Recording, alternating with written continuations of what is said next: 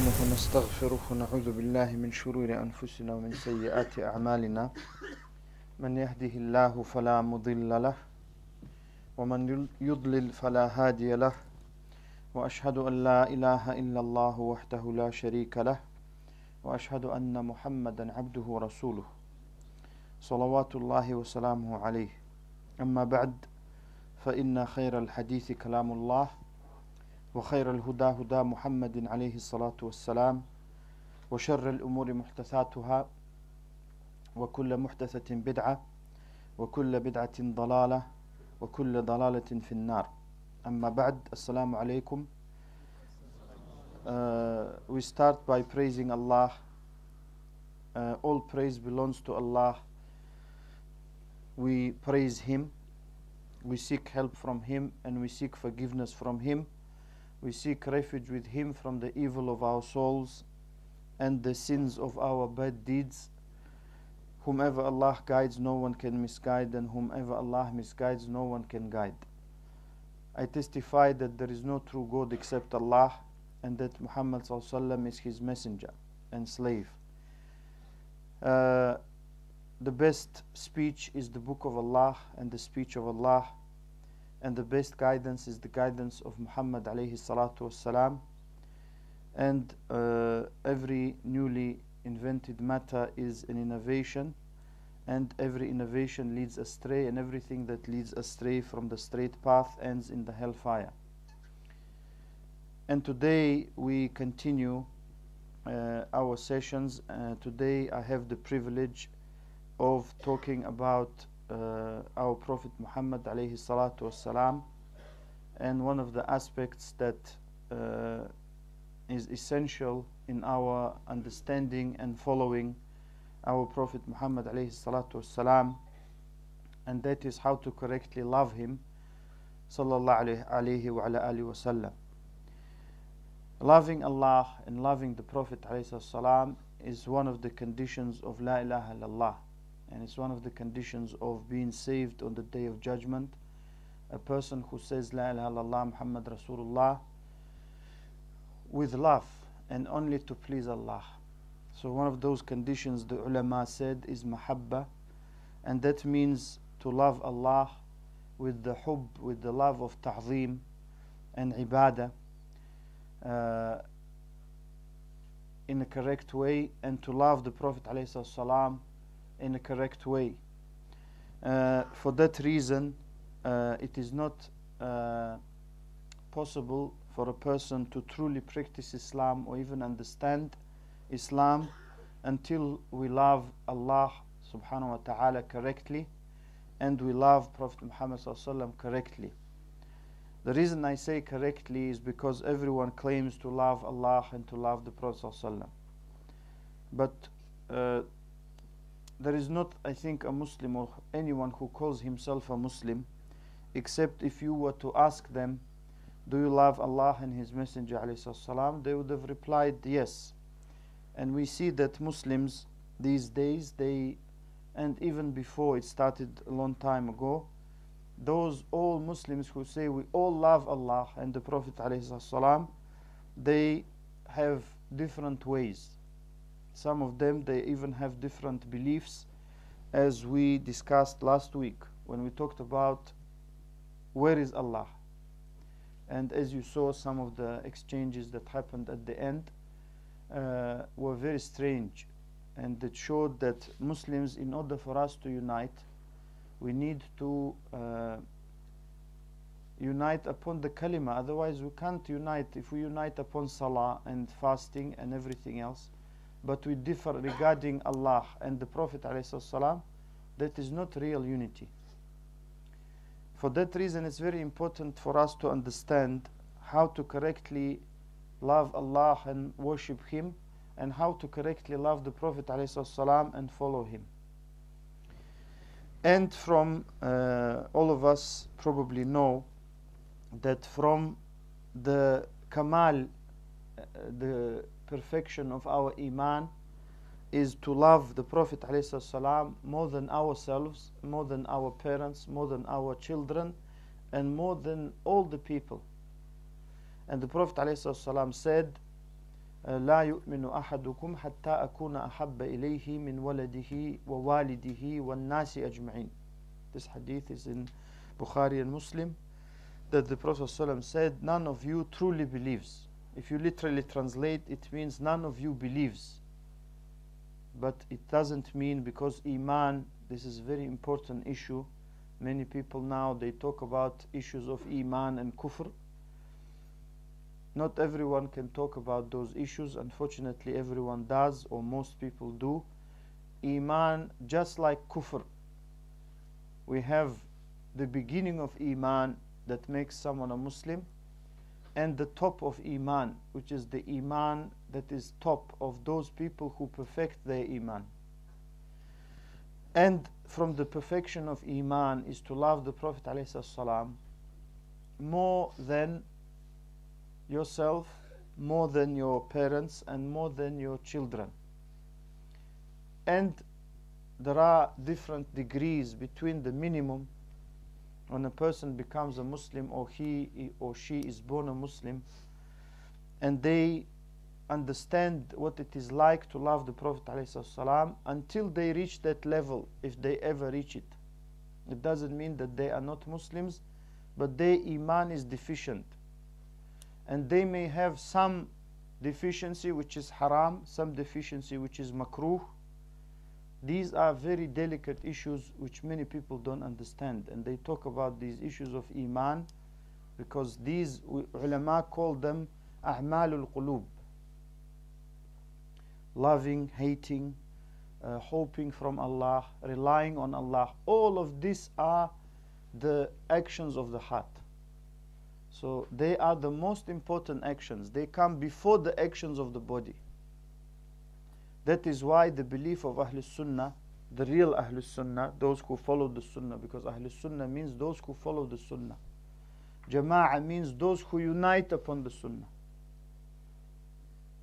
The belief of Ahlul Sunnah regarding Iman is that it's qawlun wa amal. It's actions and statements.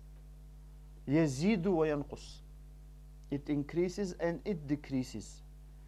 And the ulama, they say that qawlun means qawlul qalbi wa qawlul lisan, the saying of the tongue and the saying of the heart, and that is the belief of the heart.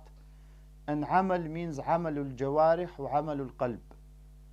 Amal means the actions of the body and the actions of the heart. The actions of the heart are love, hate for the sake of Allah. These are some of the greatest ibadat. That's why the Prophet ﷺ, the asl of that hadith is in Sahih al-Bukhari, and I think I mentioned it before in our lectures. The Sahabi, one of the Sahaba who used to drink khamr, and they used to bring him for punishment to the Prophet ﷺ. And some of the Sahaba said, La'anahullah, or La'natullahi alayk, ma akthara ma yu'tabik. You know, he said, may Allah curse you, because how many times they're going to bring you for this? The Prophet ﷺ said to him, don't say that. And this person has committed a sin. And most people would join that person in cursing that individual. But the Prophet ﷺ sunnah, that's why we always say, in order to know the Prophet Muhammad ﷺ, we must study his sunnah. It's not what we think he was or he said or something. It is what he really said and did ﷺ. He said ﷺ, don't say that, don't you know he said La ilaha illallah, or that he loves Allah and the Messenger ﷺ. How can the Prophet ﷺ know that someone loves Allah and the Messenger ﷺ? That normally is apparent from certain actions, because we can't know what is in the hearts of people. And the Prophet ﷺ, despite what some people claim, he doesn't know what's in the hearts of people. He doesn't know the ghaib, except, we discussed that issue before, the unseen, except what Allah allows him to know. For that reason, the ulama of Islam, including Shaykh al-Islam Ibn Taymiyyah rahimahullah, they said the reason the Prophet ﷺ defended this individual was because he, even though he committed a sin, he also did one of the greatest ibadat. One of the greatest acts of worship is to love Allah and the Messenger ﷺ. For that reason, it's very important for us to know that the person's iman increases and decreases depending upon how much he loves Allah and how much he loves the Prophet ﷺ and everything else that follows that love. Meaning the actions that prove that we love Allah and the actions that prove that we love the Prophet ﷺ. That's why the ulama say a person who abuses Allah and abuses the Prophet ﷺ is a kafir. Why? Because that saying proves he doesn't respect or love Allah at all. Zero in his heart. And that abuse to the Prophet ﷺ shows that he doesn't love or respect the Prophet ﷺ at all. Or some, they abuse the deen. And some brothers from Arab countries, they know that in some Arab countries, and maybe even non-Arab countries, in Muslim countries we have that problem, that when someone gets angry, they abuse the deen. They abuse Islam. And that's kufr. So therefore we must understand that these issues are very important, and we must purify first of all our hearts before anything else. For that reason, this topic of loving the Prophet ﷺ is very important. It comes after loving Allah. And loving Allah is one of the pillars of worshipping Allah. The other pillar, there are two pillars of worshipping Allah correctly. Loving Allah correctly, and the other one is fearing Allah correctly and making oneself humble. That's why Allah hates a person who is not humble. Even to people. Because that shows some kind of something that is only for Allah subhanahu wa ta'ala. Because one of his attributes and one of his names, al-Mutakabbir. And the same applies to the Prophet ﷺ. We must understand how to love him correctly, alayhi salatu wassalam, and what that means, what are the consequences of, in terms of our statements, beliefs and actions. So of course, as you know, we don't have a lot of time. We have roughly 50 minutes or so. So I will mention certain pointers, after which inshallah anyone who wishes can do more research and can increase their love for the Prophet ﷺ in the correct way. The reason I say in the correct way is because, like I said, many people claim to love the Prophet ﷺ, but they contradict his sunnah and they don't follow his sunnah. They don't respect people of the sunnah. They abuse them, they lie against them, they abuse the ulama of the sunnah. So that goes against loving the Prophet ﷺ, as I will explain. So we must love the Prophet ﷺ for a few reasons. First of all, in relation to who sent him, ﷺ. Because Allah subhanahu wa ta'ala, as we know, sent him. Because Allah said, Inna arsalnaka. We have indeed sent you. Shahidan wa mubashiran wa nadhira. He mentioned a few jobs of the Prophet ﷺ as a witness over those people, and as giver of good news, glad tidings, and as a warner. وَدَاعِيًا إِلَى اللَّهِ بِإِذْنِهِ. And the person who calls to Allah, if the Prophet ﷺ was calling to Allah, every person who calls to Islam must call to Allah, not to himself or his sheikh or his group or anyone. He has to have ikhlas.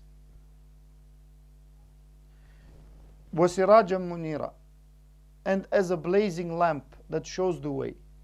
This of course shows that the guidance is what is intended. So Allah subhanahu wa ta'ala sent him to show us the way. As Allah said, so that there is no hujjah, there is no proof for the people against Allah after sending the messengers and prophets. For that reason, we must love the Prophet ﷺ if we love Allah. The second point why we must love the Prophet ﷺ is in relation to his personality. Because they say normally, if you want to love someone or respect someone, they say, Subhanallah, that person is so, such and such, and he has great this, great that. If you analyze the personality of the Prophet ﷺ, the only thing you do is become amazed. Even non-Muslims who are objective and they do not lean against Islam, they recognize that the personality of the Prophet ﷺ was amazing. And of course, to analyze the personality of the Prophet ﷺ, we must understand the context and the time in which he lived ﷺ. For example, when we analyze how he used to respect contracts and agreements, most of them not written. Nowadays they say, anything written? No, who cares?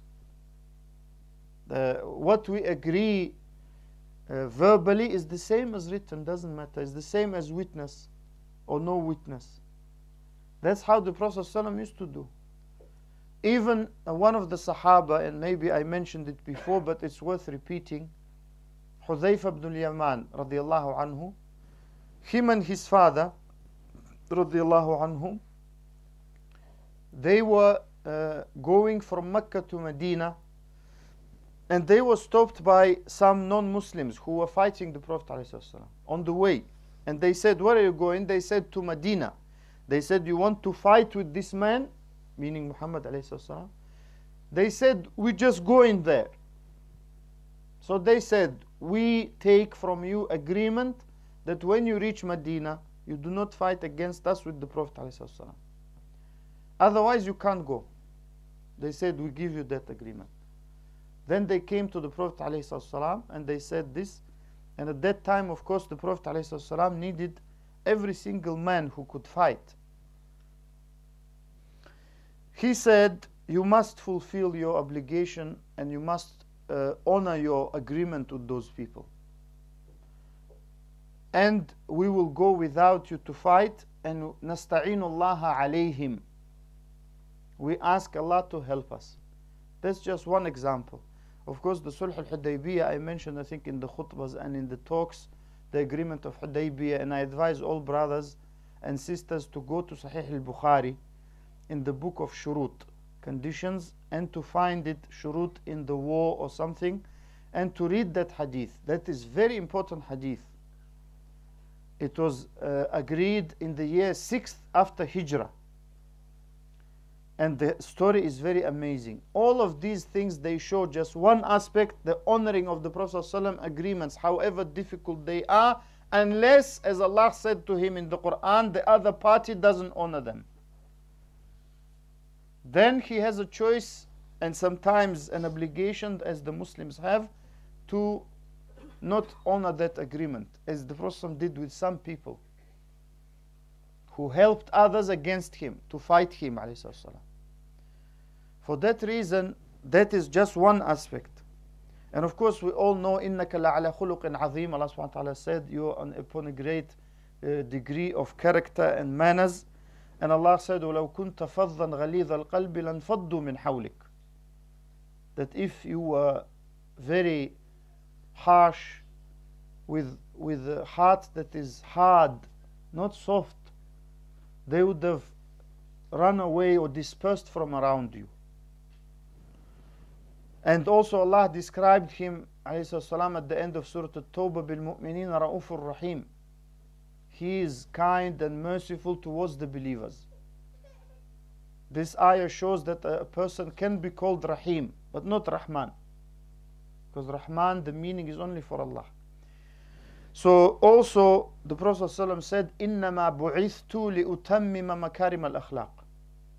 That I have been sent to complete good manners. Not to bring, but to complete them, because others brought those manners before. But the Prophet ﷺ is completing. And look, Ikhwan, sometimes we think we are having a difficult life and we're going through difficulty. Just read some of the difficulties the Prophet ﷺ had. And your life will seem like luxury, like you living like a king. And I said it before, I think that Aisha radiallahu anha said, a moon would come and another, 2 months or 3 at least, and we would only have water and dates. And she said we would not light a fire throughout that period in our houses. Nowadays we light fire just for tea 5 times. Alhamdulillah. So this we must understand. The Prophet ﷺ, he had difficult life. That's after moving to Medina, not to mention Mecca. And the Prophet ﷺ said, to be, subhanallah, humble, alayhi salam, he said, I will tell you about a prophet.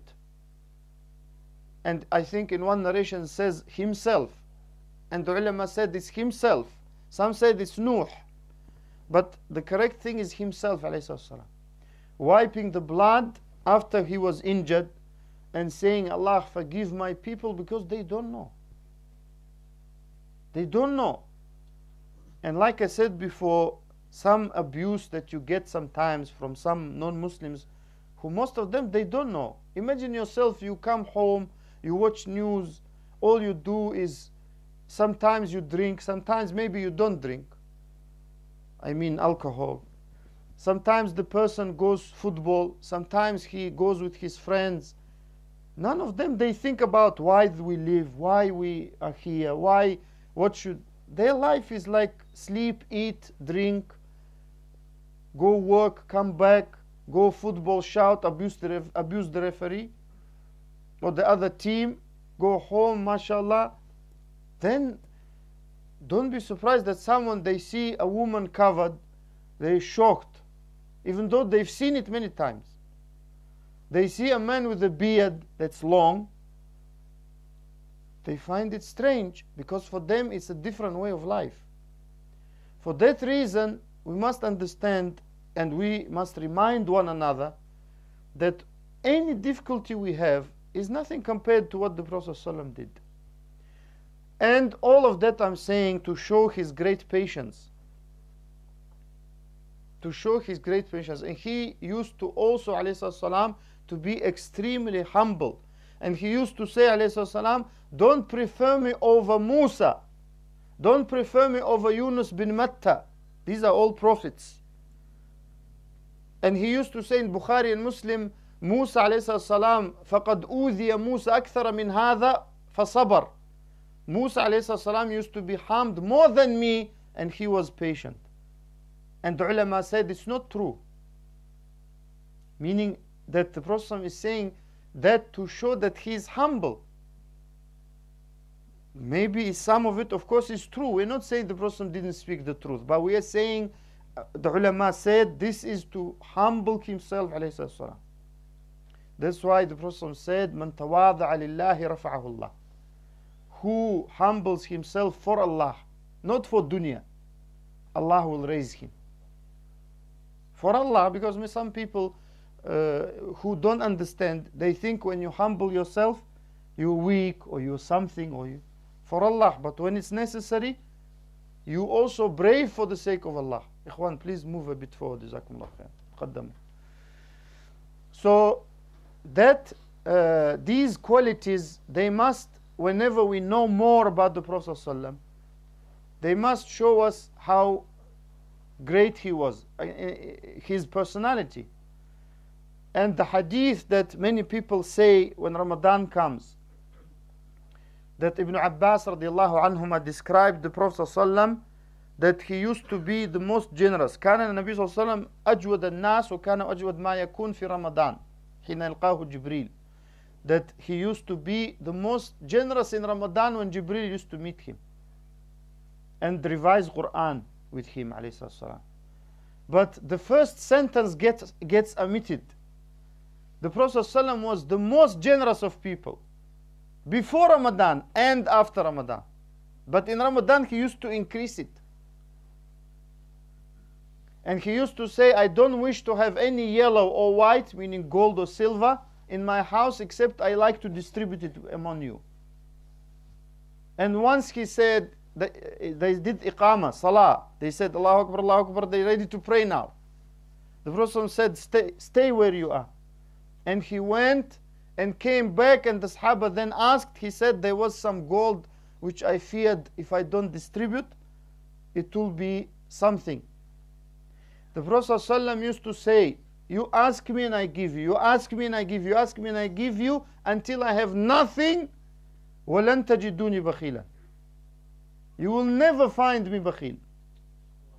You will never find me. This is one of the great characteristics of a Muslim, like I said today in the khutbah. It's one of the great characteristics. It's very bad to see a man who is ruled by his money. He's slave to it. That's very bad. And maybe some of you know such people. I know many, unfortunately.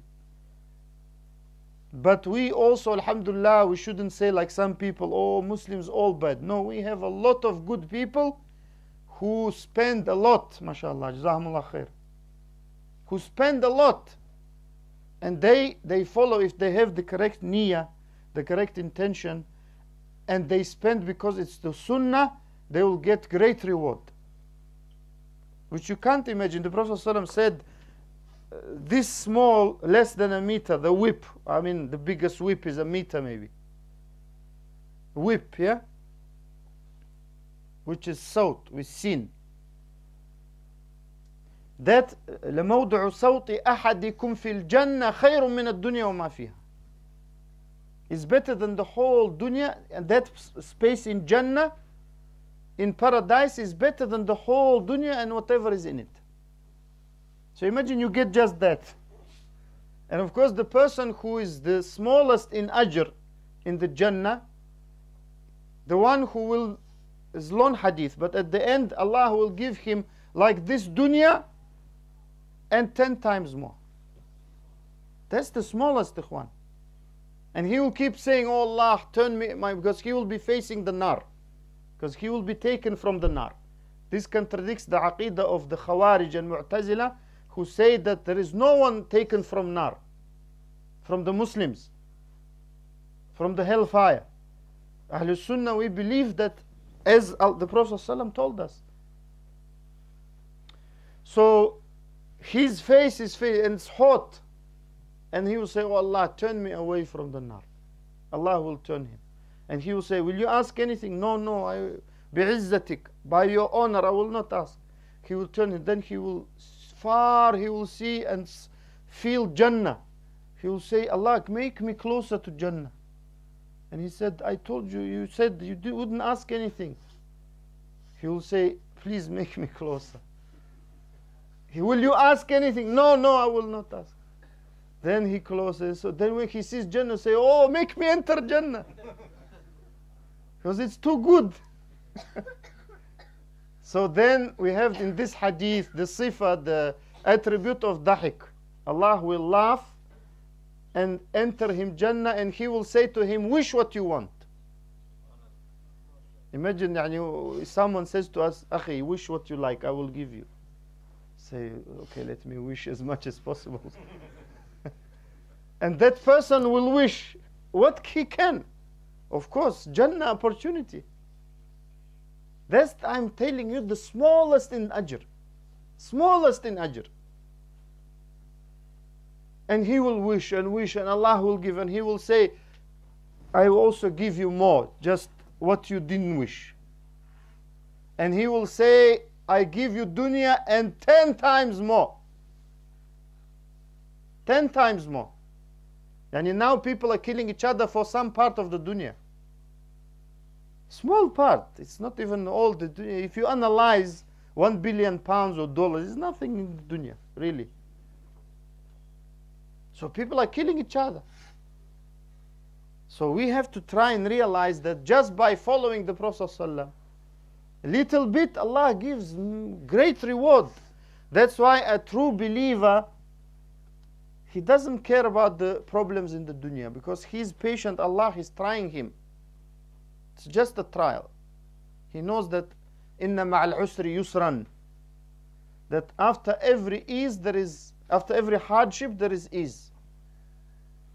For that reason, the Prophet ﷺ was patient. And you remember the story of At-Ta'if, very famous, when he, alayhi salam, Allah sent the angel Malakul Jibal who said to him, I've been sent by Allah because those people abused you, disrespected you, and he saw what they did to you. So tell me what I do. I will do anything you want. And imagine if someone is angry and they didn't throw things at the Prophet themselves. They said sufaha, those people who are stupid and children or someone, to humiliate the Prophet ﷺ. And someone who is like that, you have some feelings, of course. And therefore the person has natural feeling of retaliation. The Prophet ﷺ said, no, I hope Allah will bring from those people someone who will worship him alone. And now Ta'if, mashallah, yani Ta'if. We know that Ta'if is Ta'if. Ibn Abbas radiallahu anhu died there. Now his grave is in Ta'if. And Ta'if now, mashallah, Muslim, and they worship Allah, alhamdulillah. So knowing the personality of the Prophet ﷺ is very important, because many Muslims, they don't know his personality. Therefore, if we don't know his personality, our love is weak for him, alayhi salam. Our love is weak. And if we don't know his personality, alayhi salam, that will replace something, that will be replaced by something else. And of course we can talk about it long time, but we have limited time. So his personality, his appearance, as Anas described him, Ali radiallahu anhu described him. You know, the Sahaba were ready, ikhwan, to die for him, and they considered it great achievement. Why? Because of all of that. Because of all of that, and how he used to be with them. Every hadith almost you see, kunna inda Rasulullah sallallahu alaihi wasallam. We were with the Prophet sallallahu alaihi wasallam, with the Messenger of Allah alayhi salam. The hadith of Umar when Jibril came, kunna julusan inda Rasulullah sallallahu alaihi wasallam. We were sitting with the Prophet sallallahu alaihi wasallam. So how much he sacrificed for his ummah and how much he used to give time. And his wives used to live in a room. Now, mashallah, if we live in a room, we consider we are homeless. You know, I live in homeless accommodation. What do you have? One room. It's true. And the Prophet ﷺ, Aisha and every other wife used to have a curtain. And people used to come. That's why Allah told them in Surah Al-Ahzab, don't just stay there talking and things. He has just a room. Yani you inconveniencing the Prophet ﷺ. And he's shy to tell you. And Allah la yastahi min al-haq. Allah is not shy to tell you off and to tell you the truth. And yet with this he used to bring people to eat. And now we have 2 bedroom, 3 bedroom, 4 bedroom. Sometimes we don't know what to do with the 4th bedroom or 3rd bedroom. And we very rarely have, some people don't know even our house. That's shame. That's not the way of the Prophet ﷺ. And yet he died, and his his fighting armor, was murtahan, mean as a security, as guarantee, was given to a Jewish man for some food. And of course there are many hikam why Allah made it like that. One of them is that people, enemies of Islam, don't accuse him ﷺ that he did it for money. Like now, when we talk about the ulama, they say, oh, scholars for dollars. That's very nasty saying, to be honest. And they say many other bad things. Yes, we have scholars for dollars. We don't deny. There are people who just do fatwa and others for money and for dunya and for position. It's true. But the ulama who sunnah, from loving the Prophet ﷺ, as we will come now in a few minutes, is to love the ulama of sunnah. So also we must love the Prophet ﷺ in relation to his message and his da'wah. Because his message ﷺ and his da'wah, his call, is not to himself. Even though he could have called to himself. None of the Prophet ﷺ, all prophets da'wah is to themselves. They all say, اُعْبُدُوا اللَّهَ لَا تُشْرِكُوا بِهِ شَيْئًا أَوْ مَا لَكُم مِّنْ إِلَهٍ غَيْرُهُ. That worship Allah, you have no God or no one to worship except Him. The same, the Prophet ﷺ, as we said, أُدْعُ إِلَىٰ رَبِّكَ. There are many ayat in the Quran where Allah subhanahu wa ta'ala said, call to your Lord. Ud'u ila sabili rabbik, call to the path of your Lord, and everything else. And his call, despite what enemies of the Prophet ﷺ and enemies of Islam claim, his call is not terrorism. Where is terrorism? When he forbids to kill the women and children, women who don't take part in fighting. Otherwise, woman soldier is a soldier. But women who don't take part in fighting. The monks who worship others than Allah, they do shirk full time. Or not? They do shirk. Who do they worship? They say Isa is son of Allah. Isa ibn Allah. The Prophet ﷺ said, don't touch them. Where is his call terrorism? Even the people who come to the Prophet ﷺ and say, like Ma'iz, one of the Sahaba radiallahu anhum, he committed zina. Now people, they say, look, Ya akhi, Saudi, there is zina. Subhanallah. Ya akhi, there is Sahaba who committed zina, ikhwan. Doesn't mean we accept zina. No, but in those times even happened. Were you supposed to stand with a gun about every house, don't do zina? It can happen. Does it mean that now we have to make war in the whole country? Who says that with his right mind? Except Khawarij and Shia and those who are fitna people. So this great man came and said to the Prophet, I committed zina. Punish me, because I don't want to be punished by Allah in the hereafter. This is easier than that. So the Prophet turned away. He said, maybe you did something else. He said, no. He came the other way in front of the Prophet. That happened 3 or 4 times. So that shows that Islam is not what some people claim. You hack the hand of a thief with a hacksaw. You know, like Daily Mail. Daily lies. They lie all the time about Allah and about the Messenger of Allah and about the deen of Allah, and they don't feel shy. Because the Prophet never called to terrorism. Where? He said, who kills a person, non-Muslim, who has permission to be with Muslims or enter or agreement, this hadith is in Bukhari, he will not find the fragrance of Jannah. Not enter Jannah, fragrance, smell. And you can find the fragrance of Jannah from 70 years distance or 100 years distance. Where is the terrorism? And some people say we teach terrorism. I teach terrorism. Which terrorism did we teach? Don't lie. Fear Allah if you're a Muslim, and fear the court if you're not a Muslim. Don't lie. Don't lie. Lying is a characteristic that is blameworthy in every religion. Do not lie against us. Because here what we teach and what this masjid is about is not about terrorism. It's not about, this is about improving society. What is better, a person who is sober or a person falling out of the pub because he can't walk anymore? What is better? Who is the person who is better? The person who worships Allah and makes himself and his heart obey Allah, or obey his desires, which means shaitan. Whatever shaitan says, he says, I do it. You know those people, some of the serial killers, when they interview them, they say, someone told me to kill. They say, oh, this guy is, you know. It's not. Someone tells him to kill. And even how to do it. Analyze the Hollywood films.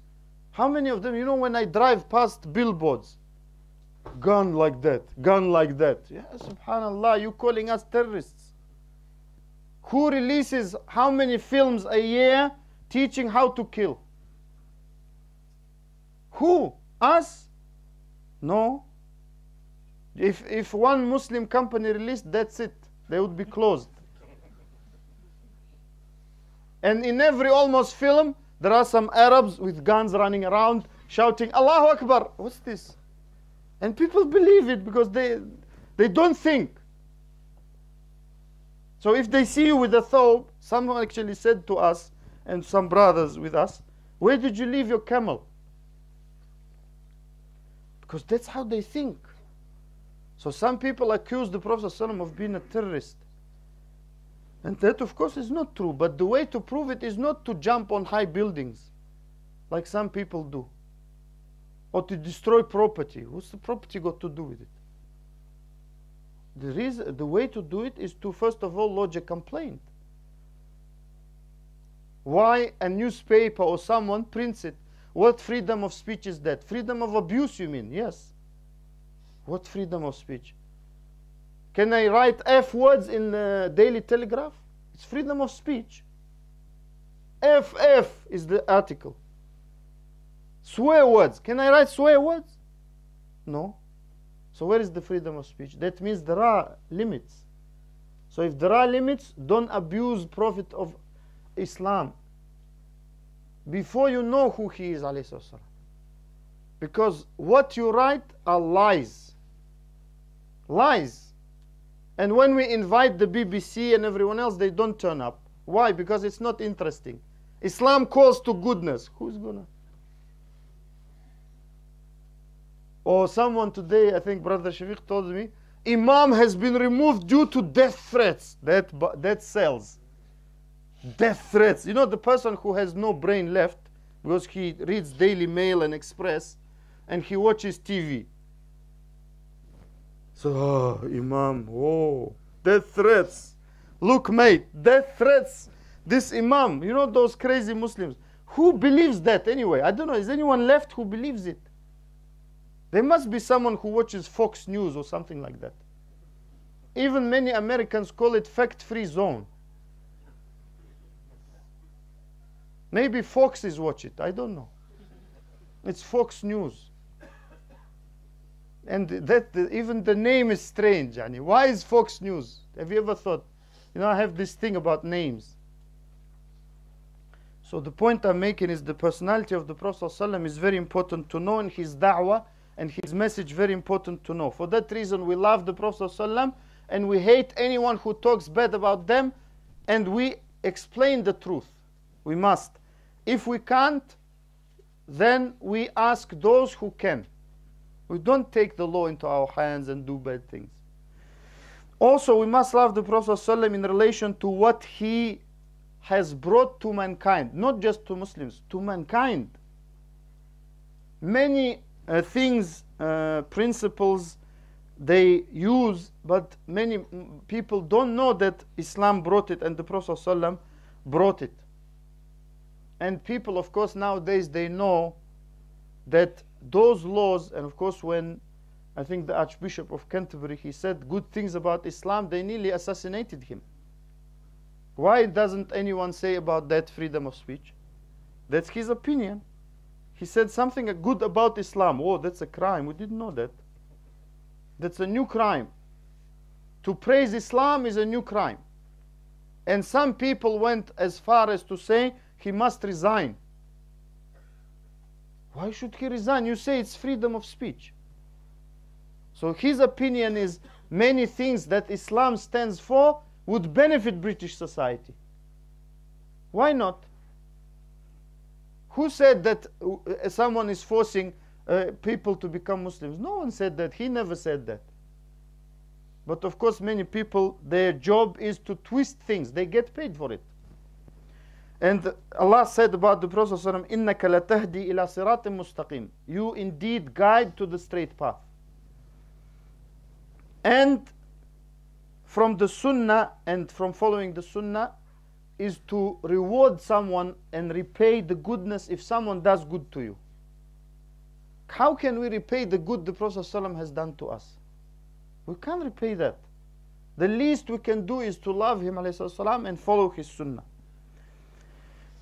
And it is not possible for us to love the Prophet ﷺ except by knowing his personality, his appearance, his seerah, his biography, his manners, and his deen. It is not possible for us to love someone. If someone says, you know that brother, do you know him? Yeah, I've heard of him, but I don't know much about him. It's not possible to love or hate that person because you don't know much about them. So the more we know about the Prophet ﷺ, including his deen, those three things are things we're going to be asked in the grave. Who is your Lord? Who is your Prophet? And what's your deen? So if we don't know Allah well, if we don't know the Prophet ﷺ well, if we don't know their religion well, what are we going to say? So that's very important. So does it mean that we all become scholars? It's not possible. But we ask. And we attend classes that are beneficial. And of course, from the complete min tamam al-mahabba, to correctly love the Prophet ﷺ, ta'atuhu wa mutaba'atuhu, alayhi salatu, is to follow him and to obey him. Because Allah subhanahu wa ta'ala challenged those, the ulama call it ayatul imtihan, the ayah of the test, in Surah Al-Imran, number 31. And that is قُلْ إِن كُنْتُمْ تُحِبُّونَ اللَّهَ فَاتَّبِعُونِي يُحْبِبْكُمُ اللَّهُ وَيَغْفِرْ لَكُمْ ذُنُوبَكُمْ وَاللَّهُ غَفُورٌ رَحِيمٌ. That say, if you love Allah, then follow me. So people say, we love Allah, we love God. They say, God loves you. How do you know? Maybe God hates me. How do you know? No, we don't know. Well, God sent you a message. He loves me. We don't know unless we do what He likes. And He told us that. That's why some ulama call the Quran the last testament. There is nothing after that. So don't you think that if you're not a Muslim, if you read the Old Testament, the New Testament, you should read the last one? At least to see what is inside. And if you're a Muslim, then if you say you love Allah, you must follow the Prophet ﷺ. That's what Allah said. Say, if you love Allah, then follow me. Allah will love you. Then Allah will love you and forgive you your sins, and Allah is forgiving, merciful. What else do we want, ikhwan? Allah's love plus forgiveness of sins. What else? And Allah will say, as the Prophet said, to the people of Jannah, and that man even who enters, he will say, do you want anything else? They will say, you have given us more than we need and more than we asked. Allah will say, I will give you something that's more than that. They will say, what can be more? He will say, I am pleased with you and never be angry with you. And of course, one of the greatest reward, even more than Jannah, is to look at the face of Allah subhanahu wa ta'ala. May Allah make us from them. And many people of bid'ah, they say, oh, how can you say that? We say that because the Prophet ﷺ said. So that is how you reach the love of Allah, if you follow the Prophet ﷺ. And Allah said, مَن يُطِعِ الرَّسُولِ فَقَدْ أَطَاعَ اللَّهِ. Whoever obeys the messenger, he has obeyed Allah. And He sent every messenger with proofs. So if someone says, how do we know the Prophet ﷺ was really a messenger? We have many proofs. One of the greatest, if not the greatest proof, is the Quran. Not only the fact that they couldn't bring one surah, the Arabs who used to be so proficient in Arabic, and some of them used to bring and say, this is from Allah. And one of his, I think it was Musaylim al-Kadhab, the liar from Yemen, Musaylima, he used to say, oh, Allah revealed, you know. So one of his friends said, you know that I know that you're a liar.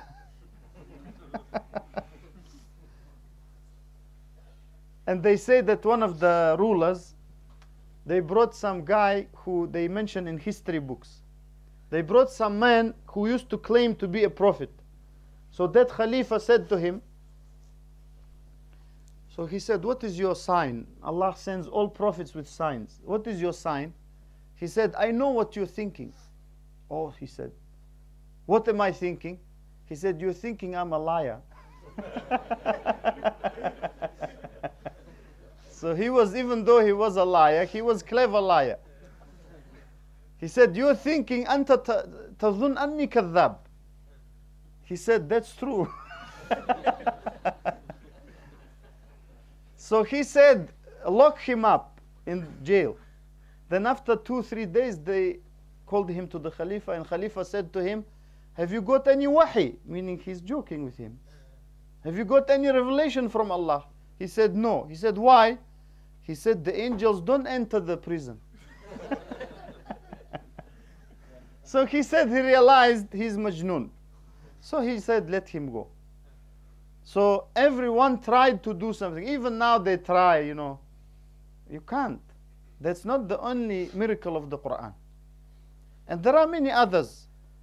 So those things prove that the Prophet was not a liar. He was truly a prophet of Allah, alayhi salam.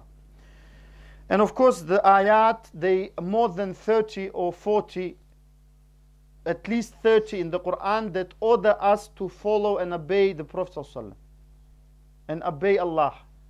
Those are connected. And of course, the Prophet ﷺ, he himself said to follow his sunnah, his way. And he said, I left amongst you two things, as you know, most of you, if not all of you, that if you follow them, you will never be misguided. And that's the book of Allah and my sunnah, my way.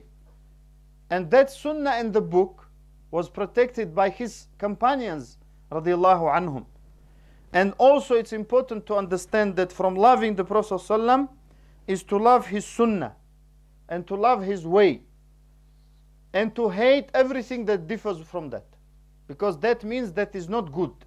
Whatever people try to beautify it. You know, it's like those who commit zina and they say massage, it's a massage parlor. What massage? People go for zina, iyadhan billah. So people, if they change the name, doesn't mean the reality changes. They say, should we legalize prostitution? You have it. Just you call it massage. You can call it bath or something. You can call it anything. The reality doesn't change. So the sunnah of the Prophet ﷺ, it is one. It doesn't change. If someone says, I am from Ahlul Sunnah, and he goes against the sunnah. Naam? So Allah subhanahu wa ta'ala in Surah An-Nur said, فَلْيَحْذَرِ الَّذِينَ يُخَالِفُونَ عَنْ أَمْرِهِ أَن تُصِيبَهُمْ فِتْنَةٌ أَوْ يُصِيبَهُمْ عَذَابٌ أَلِيمٌ.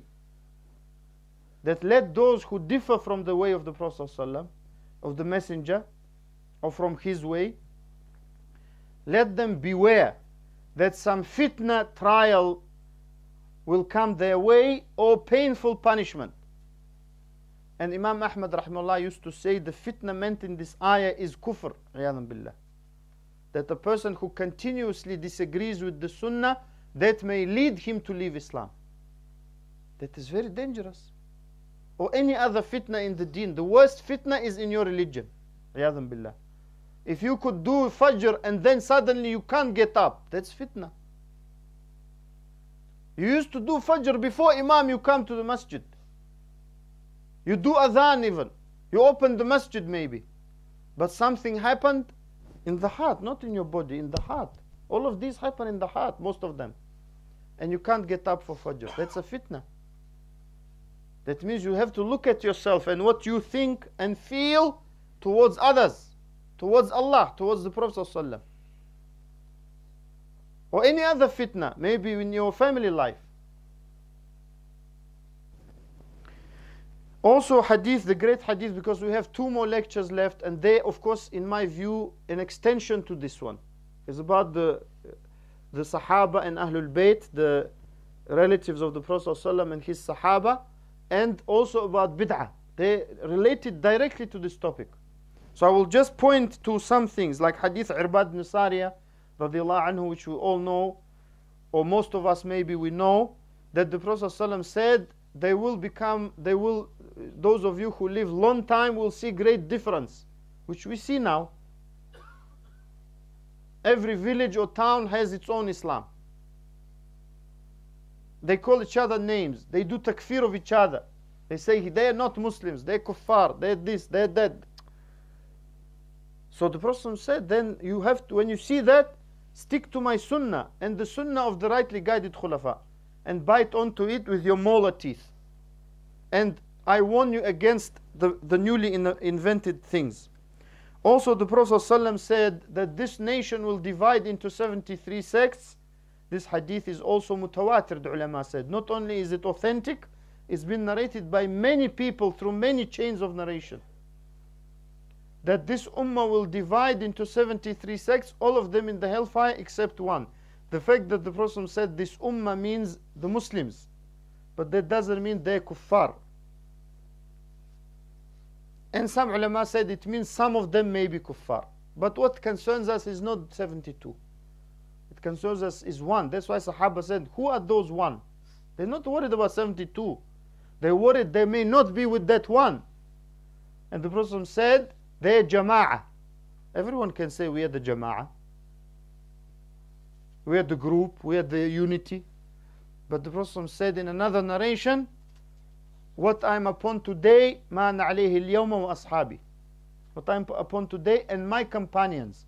If you're on that, whatever you call yourself, doesn't matter, the name doesn't change anything. The reality is what is important. So if you're upon that, then inshallah you will be from them, from those people who are saved. The ulama said from differing in the dunya, in aqeedah especially, in most points of aqeedah we must not differ. There are some minor, you can say, issues of aqeedah, Sahaba differed about them, so we can differ on them. But the main issues of aqeedah we can't differ. And they will be saved, the ulama said, from the hellfire in the hereafter. Also the Prophet ﷺ said, Man ahdatha fi amrina hadha ma laysa minhu fahu rad, ay mardud.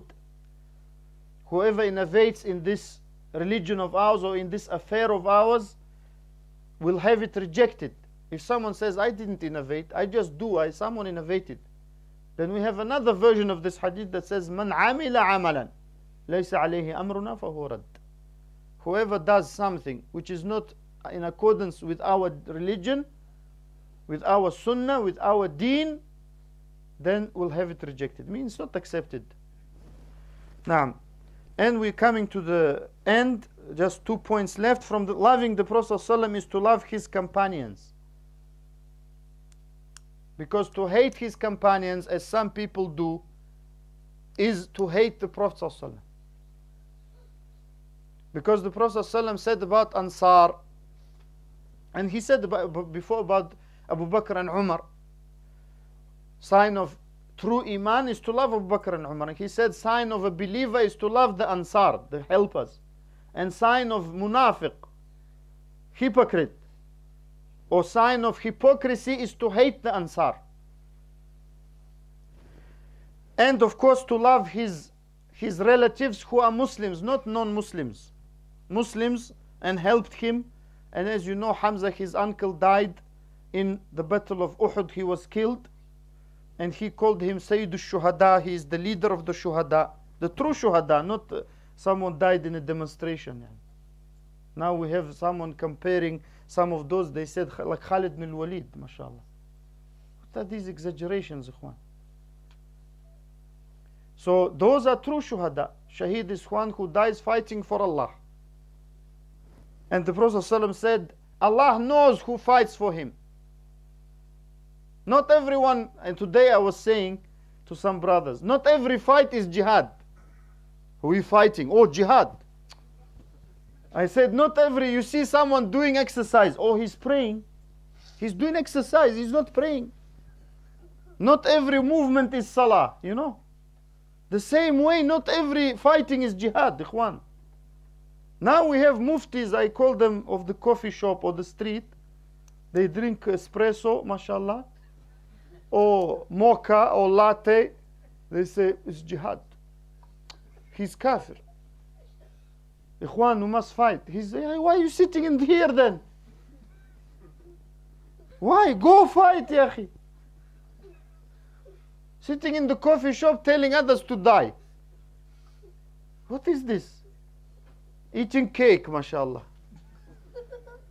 Wallahi, that's how they do. Why are you sitting here telling everyone to die? He says, you are shuhada, mashallah. And you are martyrs. Now, so to love the Muslims of his household, and to love the ulama of the sunnah, and to follow them in what they show us from the Sunnah, from the way of the Prophet ﷺ. Because the Prophet ﷺ said that the ulama are the inheritors of the Prophets ﷺ. So if we don't follow those who inherit the knowledge of the Prophets, then we will follow someone else. Naam. And also Allah said, وَمَنْ يُشَاقِقِ الرَّسُولِ مِنْ بَعْدِ مَا تَبَيَّنَ لَهُ الْهُدَى in Surah An-Nisa. Whoever detaches himself and opposes the messenger after the guidance has become clear to him, وَيَتَّبِعْ غَيْرَ سَبِيلِ الْمُؤْمِنِينَ, and follows the way other than that of the believers, نُوَلِّهِ مَا تَوَلَّى, we will keep him in that way, وَنُصْلِهِ جَهَنَّمْ وَسَاءَتْ مَصِيرًا, and we will burn him in Jahannam, in the hellfire, and that is an evil destination.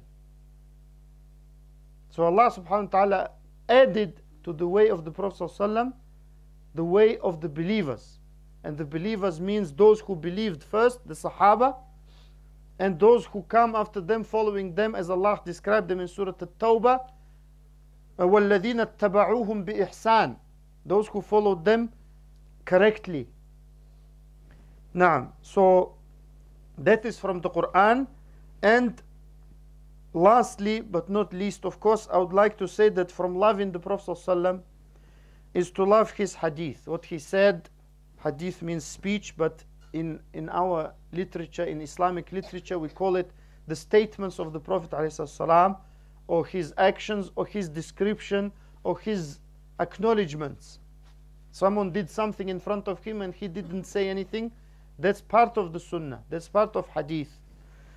And to prefer to follow hadith and not to follow the opinions of people, however great they may be, because the real scholars, they tell us to follow the Prophet ﷺ, and Allah raised them because they respected the Sunnah of the Prophet ﷺ. Not like some people say, we're spreading fitna. Which fitna are we spreading? We say follow the Sunnah. Is that fitna? Subhanallah. We say worship Allah. Fitna is not to say that. Fitna is not to follow the Sunnah. The Prophet ﷺ, how did he unite? Because some people say, if you talk about these issues, people, they don't like, it will divide them. And the Sahaba described the Prophet ﷺ, they said, وَقَدْ فَرَّقَ مُحَمَّدُ السلام بَيْنَ النَّاسِ. The Prophet ﷺ divided the people. Why? Because some people followed him and some didn't. From one family sometimes. So we want the people to follow the Prophet ﷺ. That is good for us. That is good for our families. That is good for even animals. And for the whole society, wherever you are. Britain, America, whatever. Any society. If you follow the Sunnah and you love the Prophet ﷺ correctly, and you hate bid'ah, newly invented, and bid'ah doesn't apply to, linguistically it applies. That's why some ulama said, like Imam Nawawi rahimahullah, that there is bid'ah wajiba, bid'ah that is obligatory, not just hasana. But he meant rahimahullah, and by examples you can see that he meant those things not to do with the deen, like improving roads and making things for the government. He said that's an obligation upon the government and upon some people to improve the life of the people. But of course all ulama agree, as far as I know, that to innovate in the deen and to deliberately differ from the Sunnah is haram. And Imam Shafi'i rahimahullah, he said it is not permissible for anyone who knows that a hadith is authentic, sahih, authenticated by some ulama or one of the ulama of the Sunnah, to leave it for anyone's opinion. And the ulama said that, ikhwan. That's why I say those who say we are Shafi'i, Imam Shafi'i said it. Those who say we are Hanbali, Imam Ahmad said it. Those who say we are Hanafi, Imam Abu Hanifa said. Those who say we are Maliki, the same. All ulama said, you are not a alim until you respect the Prophet ﷺ. You're not a alim. You're not even a good Muslim if you don't respect the Sunnah of the Prophet ﷺ. And from the respecting the hadith is to respect the books of hadith.